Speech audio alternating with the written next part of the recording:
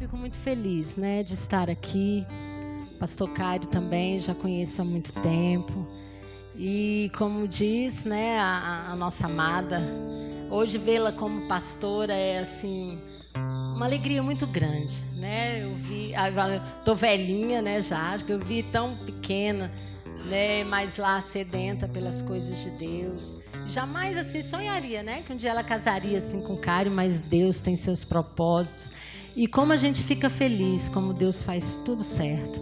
Não existe aí, tem gente que fala assim, está escrito na palavra, né? Deus escreve torta, escreve certo por linha torta, né? Tem muita gente que fala isso não tem na Bíblia. E Deus nunca escreve com linha tortas, não, né?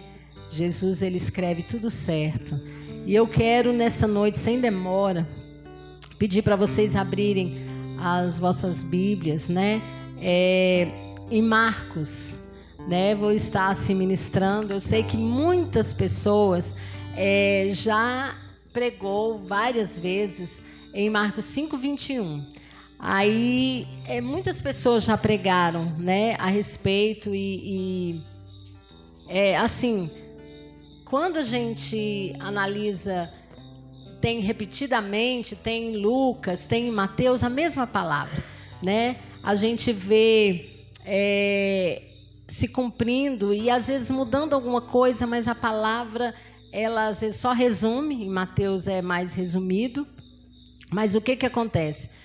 É a palavra sendo ministrada aos nossos corações. E eu vou estar aqui em Marcos 5:21, né? Eu sei que você já passou por várias vezes por essa palavra, mas eu creio que Deus vai falar ao seu coração, assim como Ele falou com o meu. Porque a palavra de Deus, ela não volta vazia e ela se renova em nossos corações. Amém? Eu vou estar lendo aqui com você. Aqui intitula, né? A filha de Jairo e a mulher que tinha um fluxo de sangue. Então, num só, de uma vez, nós vamos falar sobre essa fé infalível, né? Nós vamos estar falando sobre essa fé. E passando Jesus outra vez no barco para outro lado, ajuntou-se a ele uma grande multidão, e ele estava junto do mar. E eis que chegou um dos principais da sinagoga, por nome Jairo, e vendo-o, prostrou-se a seus pés e rogava-lhe muito, dizendo: minha filha está moribunda, rogo-te que venha e lhe imponhas as mãos, para que ela sare e viva. E foi com ele, e seguia-o uma grande multidão que o apertava. E certa mulher que havia 12 anos tinha um fluxo de sangue, e que havia padecido muito com muitos médicos, e despedindo tudo quanto tinha, nada lhe aproveitando isso. Antes, tudo a pior. Ouvindo falar de Jesus, veio por trás entre a multidão e tocou na sua vestimenta. Porque dizia: se tão somente tocar nas suas vestes, sararei. E logo lhe secou a fonte do seu sangue. E sentiu no seu corpo já estar curada daquele mal. E logo Jesus, conhecendo que a virtude de si mesmo saíra, voltou-se para a multidão e disse: quem tocou nas minhas vestes? E disseram-lhe os seus discípulos: vês que a multidão o aperta e dizes: quem me tocou? E ele olhava em redor para ver a que isso fizera.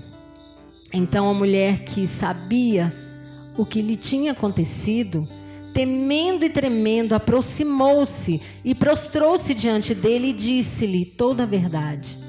E ele lhe disse: filha, a tua fé te salvou. Vai em paz e sê curada desse mal. Vamos estar lendo até aqui. Amém? Já foi orado por mim, então não vou repetir, porque já fui abençoada pela pastora. E não vou repetir, para que Deus venha falar ao seu coração, assim como Ele falou com o meu. Em Cafarnaum, Deus fez grandes milagres, né? Por onde Ele passava, ele operava grandes e grandes milagres. E em Cafarnaum, eu creio que ele estaria, às vezes, na casa de Pedro. Enquanto ele passava por ali, ele ia, né, operando milagres, Pedro seguindo, e grandes coisas aconteceram.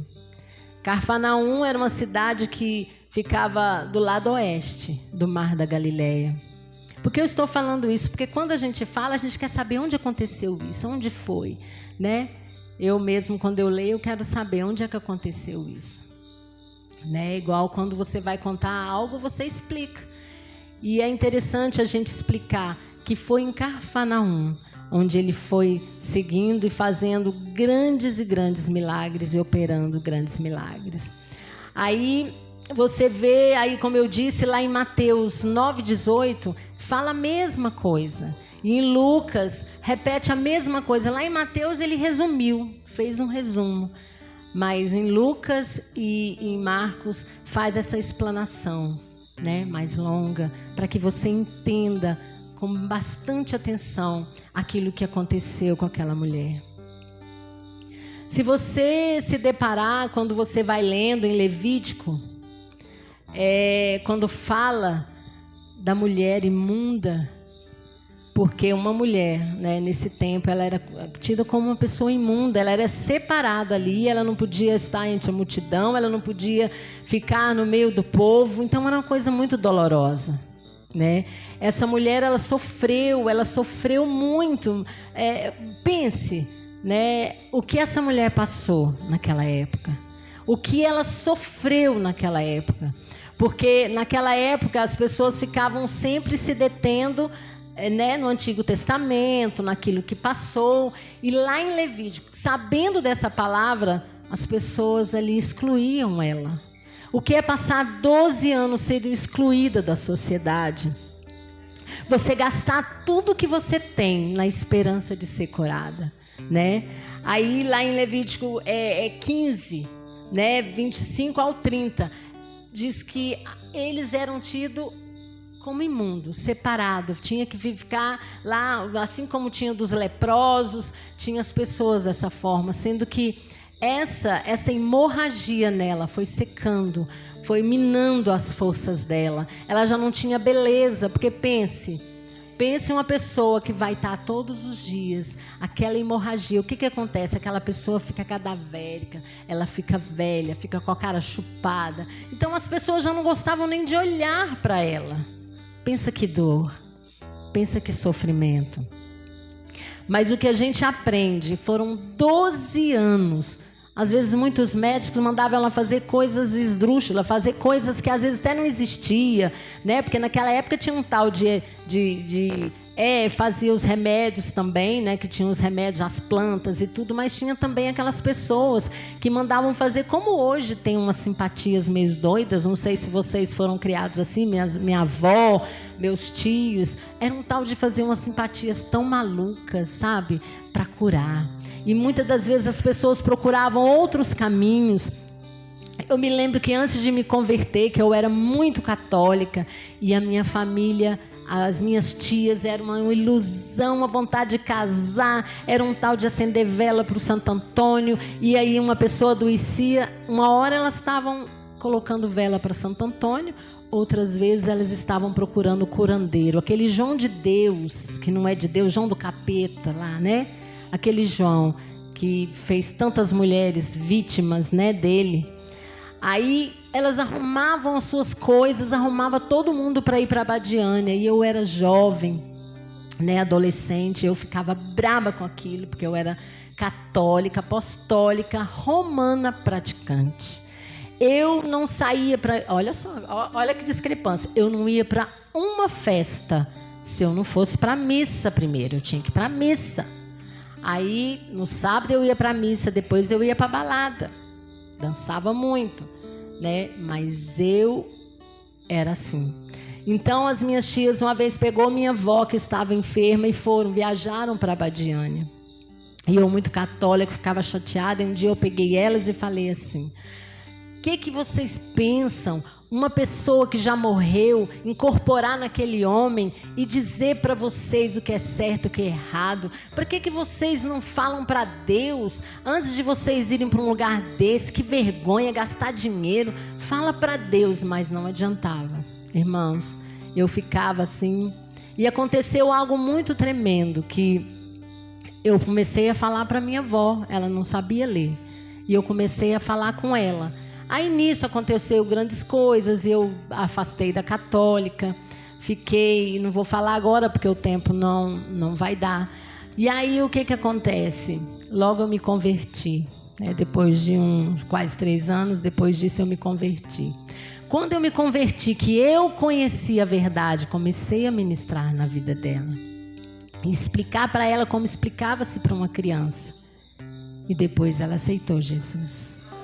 E ela em casa tinha muitos quadros, muito santo. Tinha santo que eu até esqueci, mas tinha Santa Luzia, Nossa Senhora. O único que eu aceitava era Nossa Senhora, porque como eu era católica, eu achava que Nossa Senhora merecia meu respeito e tudo. E porque eu lia e eu sabia que ela foi agraciada por Deus e tal. Mas os outros santos eu comecei a pegar pelos outros. Eu falei, vó, quem falou para a senhora que Santa Luzia é santa? Quem é essa santa? Da onde a senhora viu?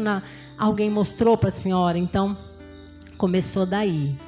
E aí a minha avó começou a ter fé na minha fé e acreditar naquilo que eu falava, porque ela não sabia ler nada, nenhuma letrinha. E Deus foi assim, né, me trazendo essa atitude de falar como falava para a criança mesmo. E isso eu ganhei ela para Jesus.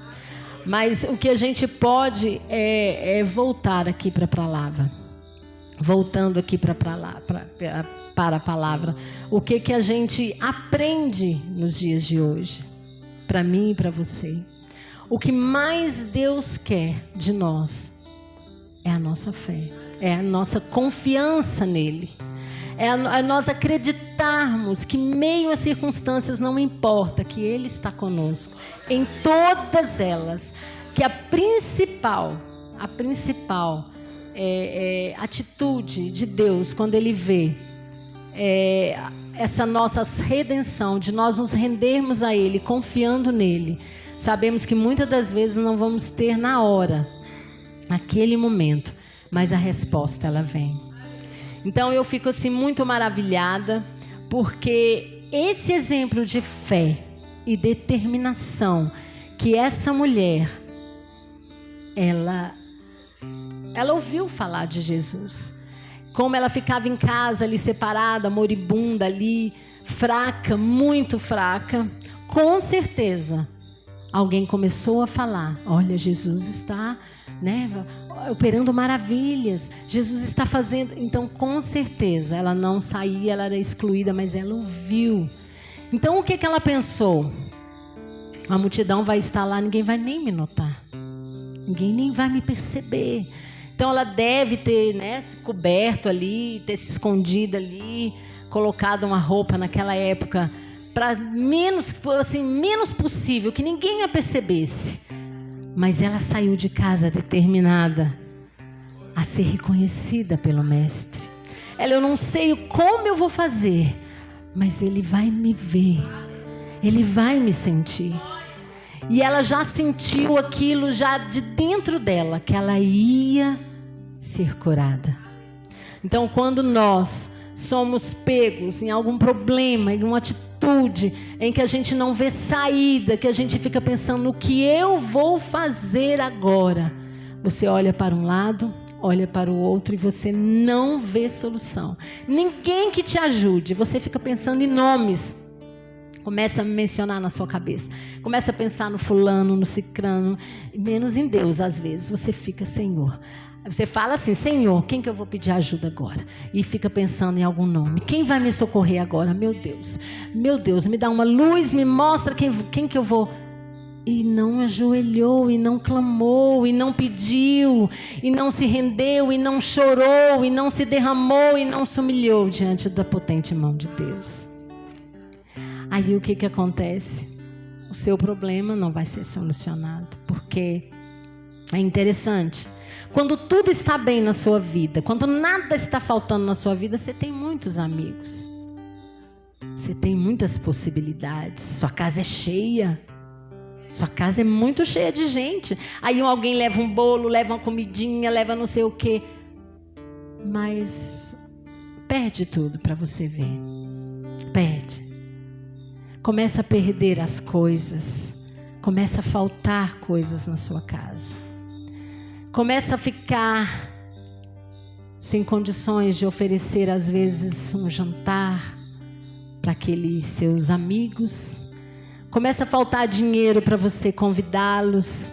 Vão, irmãos, vamos lá para casa. Vamos estar louvando com a gente faz um lanche. Aí nunca dá, nunca tem jeito, nunca tem tempo. Isso vai acontecer. Eu sempre assim fui muito ciente das coisas de Deus e das coisas que a nossa fase, o nosso tempo. Há um tempo determinado para todas as coisas, assim como a irmã leu. Há um tempo. Então é tempo às vezes de você ter bonança, escassez, mas em todas as coisas, nós precisamos render graças àquele que te sustenta.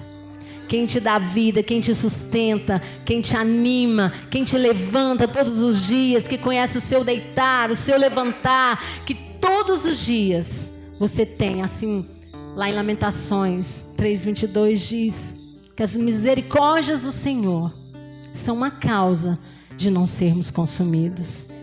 Mas ela se renova na minha vida e na sua vida a cada manhã.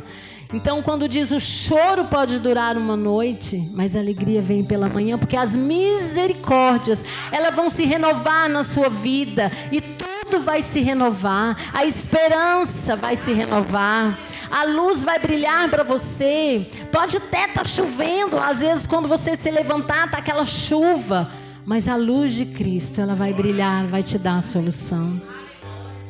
Você nunca vai estar só, nunca, nunca, nunca. Aí eu coloquei aqui os 10 passos, seguindo cada versículo desse. Os 10 passos para a cura. A primeira condição que essa mulher tinha, não fala o nome dela, fala mulher do fluxo de sangue. A primeira condição dela era o desespero. Talvez você nunca sentiu desespero na sua vida. Talvez você não tenha ideia de que ia ser uma pessoa desesperada. Mas eu me coloquei no lugar dessa mulher e eu pude sentir a dor dela.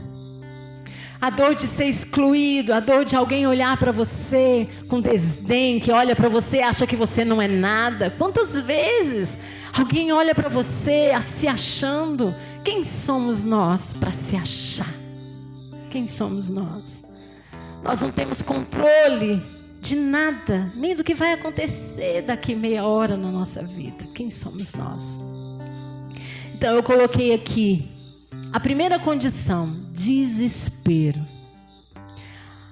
A número 2, ela já tinha tentado todos os remédios humanos. Tudo que você pensava. Eu acho que até as simpatias da época. Cada das coisas absurdas ela deve ter tentado. Porque a pessoa tenta mesmo. Para se livrar daquilo, a pessoa tenta até aquilo que é errado. E o que mais? Ela tinha bens. Então ela devia ser conhecida naquela cidade. Ela tinha bens, ela tinha amigos. Mas como ela gastou tudo, ela gastou tudo que tinha. Então essa era a terceira condição. Mas a quarta, quando ela ouviu falar de Jesus. Às vezes, quando nós, antes, de conhecer Jesus, nós ouvíamos falar dele. Mas não tínhamos aquela experiência de andar com ele. Mas essa mulher, ela ouviu falar de Jesus. Ela ouviu falar dos milagres que ele fazia. Então ela já ficou esperançosa. Então, se ele faz isso, ele vai me curar. Mas como é que eu vou fazer para me aproximar dele? Como é que eu vou fazer para não ser vista? Porque se eu chegar lá, eles não vão me deixar ficar lá perto. Como é que eu vou fazer? Ela deve ter se disfarçado, vestido, né? Colocado uma capa, ficou só com o rostinho de fora. Mas mesmo assim ela foi encorajada. Ela estava determinada a tocar em Jesus. A determinação, ela é tudo na nossa vida. Talvez, né, dentro de nós tem algo falha, que você quer servir a Cristo, quer servir a Jesus, mas tem algo que fica querendo ali te impedir. E o inimigo conhece essa falha, conhece essa fraqueza e fica ali esmoecendo. E fica ali querendo minar, sabe? Minar essa sua condição de cidadão dos céus. Aí fica. Mas se você for determinado, falar: eu não aceito mais isso na minha vida. Eu não aceito, eu não quero. Eu quero ser um cidadão dos céus. Porque se eu morrer não. Porque o crente não morre, né? Ele não morre, ele vive para a vida eterna. Então, se você for determinado, você vai vencer. E essa mulher, ela teve a determinação. E o que ela fez mais? Ela planejou essa ação. Foi tudo bem planejado. Eles não podem me impedir de tocar em Jesus. Eles não vão conseguir me impedir de tocar em Jesus. Eu vou ser rápida. Vou fazer algo para ser rápido. Ninguém vai notar. Olha a fé dessa mulher. Olha a determinação dela. Olha essa prevenção e essa ação que ela teve. E a 8, ela foi curada instantaneamente quando ela tocou em Jesus. Foi instantâneo que parou o fluxo na hora, a hemorragia, ela sentiu aqui nas entranhas dela. Porque aquela hemorragia, eu não sei nem o que aquela mulher fazia, gente, com tanto pano ali. E como seria? Porque quem aqui tem homens aqui mais sabem, o que essa mulher vivia com aquelas coisas que devia ser panos entre as pernas. Que tribulação, que sufoco, aquele calor. Gente, é muita dor. Então, ela o tempo todo, aquele sangue jorrando dela. Então, quando ela tocou em Jesus, foi instantâneo. Ela sentiu. E o 9, ela sabia que havia sido curada. Aleluias! E o que ela fez depois de tudo isso? Ela chamou a atenção do mestre. E agora? E agora? Que vergonha! O que Jesus falou para ela? Primeiro, Jesus sabia o que tinha acontecido, porque ele sabe de todas as coisas. Ele sabia que foi aquela mulher, aquela excluída, aquela imunda, que havia tocado nele. Só que ele queria a confissão dela. Deus quer que você confesse a sua dor. Deus quer que você fale da sua fraqueza. Deus quer que você diga para Ele. Ele sabe de mim, de você. Ele conhece o seu deitar, o seu levantar. Fala: mas Senhor, eu não consigo. Não dá, Senhor, para andar mais, te seguir. Se for assim, eu não quero. Me ajude.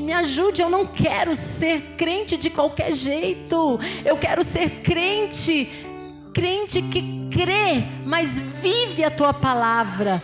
Eu quero ser aquele crente que crê, mas que agrada o teu coração. Então não adianta se nós não confessarmos. E Cristo queria ouvir dela essa confissão. Quem me tocou? Jesus pergunta. E Pedro, como sempre, né, daquele jeito: mestre, como é que, né? Mestre, uma multidão dessa, todo mundo esbarra no mestre, todo mundo esbarra mesmo. Você está na multidão tentando passar, você vê que alguém só falta tirar as roupas suas, né? Que fica a sua saia assim, fica para trás, você está tentando tirar. E Jesus agora, que aquela multidão desesperada, todo mundo, já a fama de Jesus já estava crescendo. Então era gente sedenta por paz, sedenta por cura, sedenta por transformação. E aquela mulher ali, Jesus conheceu ela no meio da multidão. Só que Jesus queria confissão. Quando ela falou, foi eu, mestre. Eu que te toquei. Já ia pedir até perdão por ter tocado nele. Mas o que Jesus responde para ela? Oh, irmãos, o que Jesus nos responde quando nós vamos até Ele com a nossa fé, por acreditar nele, por saber, confiar nele, saber que é só dele que vem a fonte. É só dele que podemos esperar.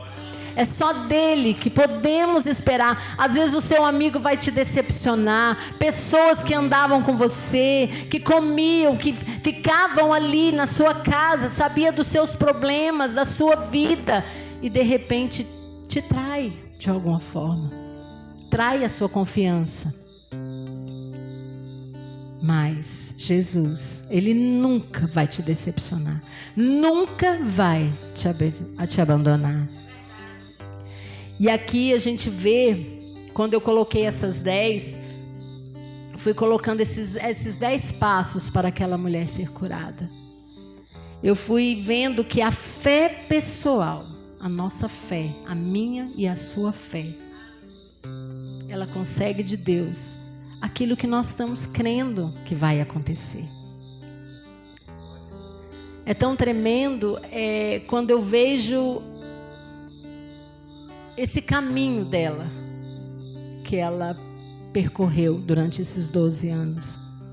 E como ela cura que ela recebeu de uma maneira tão instantânea, de uma maneira tão tremenda. E Jesus fala, filha, vai em paz, a tua fé te salvou. Então, muitas das vezes, é a nossa fé. Quando a gente canta aquela canção, cada vez que a minha fé ela é provada, tu me dá a chance de crescer um pouco mais. Porque, meus irmãos, não há crente que não cresça no meio da luta. Às vezes, aquele que não tem luta, continue aos pés de Cristo, continue, porque é difícil. Aquele que escolheu caminhar com Cristo, que não vai ter batalha, não vai ter luta. Mas a certeza maior nossa é que nós não estamos sozinhos. Não estamos sozinhos. E como eu li aqui, como vem lendo a filha de Jairo, mas olha que educação desse homem. Será que se fosse uma mãe, ela não ia interromper aqui e falar, mulher, por favor, eu cheguei primeiro aqui. Jesus, por favor, eu cheguei aqui primeiro. A minha filha está lá morrendo. Mas é outro que se mostrou humilde, esperando a vez dele. Quem chegou primeiro para falar com Jesus, desesperado lá, porque a filha estava em casa, era ele. Mas devido a esse transtorno, a multidão, essa mulher chegando, Jairo esperou a sua vez. Ele primeiro falou, foi retrucado também, porque tanto tempo se passou por esse fato aqui, demorou. E aí, mestre, por que fica enfadando o mestre? Já passou, a sua filha já morreu. Mas Jesus ali corrigiu, né? Corrigiu de forma carinhosa. Que falou, vamos lá. E ele foi, seguiu aquele homem, o principal da sinagoga. Né? Não andava com Jesus, mas cria, tinha fé que Jesus poderia salvar e ressuscitar a sua filha. Então, nesse aqui, aprendendo em Marcos 5:21, até o versículo 43, a gente aprende algo de fé para as nossas vidas. O mesmo Deus que cura, Ele ressuscita mortos. O mesmo Deus que cura, Ele pode fazer muito mais daquilo que pedimos ou pensamos, daquilo que imaginamos. Eu estava conversando esses dias com uma pessoa afastada dos caminhos do Senhor e ele fica, em vez de, né, porque falhas tem, mas ele fica escolhendo e dizendo, Cadê os sinais? As pessoas hoje não têm sinais e prodígios. Cadê os sinais? Os sinais, eu falei, sim, os sinais seguem aqueles que creem. Mas, e o joio e o trigo? Você quer ficar só no bem bom? Não quer ter problemas? Não quer exercer o perdão? Porque nós aqui estamos exercendo isso, o perdão. Vamos crescendo, né? Vamos crescendo até um dia encontrarmos com Cristo. Se eu ficar de fora, sem congregar, achando defeito em tudo, achando que eu é que sei, que eu é que estou sabendo demais, e aí todos vão para o céu e eu vou ficar. Não vai ter jeito, porque eu preciso congregar, eu preciso ter esse crescimento. Somos tão diferentes um do outro, mas queremos a mesma coisa. Queremos ir para o céu, e isso faz a nossa marca, isso faz a gente ser diferente, né? Então eu estava também vendo, me impactou muito, eu vendo o relato de uma mulher, que ela foi carregada pelas águas, pela enxurrada, e ela ficou 36 horas agarrada ao tronco da árvore. Ora ela afundava, porque quando passava forte ela afundava, e ela ficou ali agarrada 36 horas. Ela foi encontrada depois. Aí sabe o que ela disse? Que era tremendo. Quando ela afundava, era como se alguém a puxasse para cima. Aí ela era Deus. Aí o repórter perguntando, ela falou, foi Deus. Todas as vezes que eu afundei, Ele me trouxe e eu agarrava, e eu vinha sentir aquela força e eu agarrava aquela árvore. Algo dentro de mim me dizia que eu ia ver meus filhos de novo, que eu ia ver meu esposo de novo, porque ela foi carregada 30 quilômetros de onde ela se perdeu. 30. Aí eu fico pensando, como é a fé? Como é a fé? Então você e eu, saiba que nós vamos vencer tudo que vier contra nós. Às vezes tem coisas que vêm até você que você fala, eu nunca vou conseguir. Você vê a luta do irmão, não, se eu passasse por isso eu não ia dar conta, mas Cristo em nós é a esperança da glória. Se Ele estiver com você, você vai vencer. Então, tem problema? Coloca na mão de Deus. É doloroso? Chora aos pés de Cristo. Se humilhe, clama. Porque às vezes você fala, nossa, eu estou me sentindo tão humilhado nessa condição que eu estou passando. Estou passando por uma fase tão difícil, me sentindo humilhada. Mas o que é o homem? Hoje você está assim, amanhã você está. Deus vai te levantar, vai te exaltar de novo. Vai trazer tudo de volta, vai restituir na sua vida. Vai restituir o que você perdeu, aquilo que você perdeu. Deus vai restituir. Basta que você tenha fé. Basta que você acredite. Coloque o filho de vizinha diante de Deus. Coloque, ore. Ore. Clame, que você verá a glória de Deus.